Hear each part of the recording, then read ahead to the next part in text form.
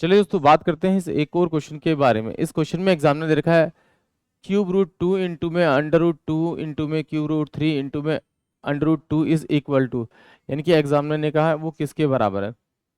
इस क्वेश्चन में हम एक प्रॉपर्टी यूज करेंगे। क्या प्रॉपर्टी की, अगर ए की पावर में n दे रखा है इंटू में ए की पावर में m दे रखा है, तो हम क्या करते हैं, अगर बेस सेम है और मल्टीप्लाई में, तो पावर को हम क्या करते हैं, हम ऐड करते हैं। बट अगर a की पावर में n दे रखा है इंटू में b की पावर में आपको n दे रखा है, यानी कि बेस सेम नहीं है, पावर सेम है, तो हम क्या लिख सकते हैं, a इंटू में b और b की इसकी पावर में n, ये हम यहाँ पर लिख सकते हैं। चलिए इसी को सॉल्व करेंगे। ये क्या है, क्यूब रूट है, तो 2 की पावर 1/3 लिख सकता हूँ, क्योंकि इसकी जो वैल्यू होगी क्यूब रूट की 1/3 होगी। इंटू में 2 की पावर क्या होगा, रूट की वैल्यू 1/2 होती है। इंटू में 3 की पावर 1/3 हो जाएगा। इंटू में 3 की पावर में क्या हो जाएगा, आपका 1/2 हो जाएगा।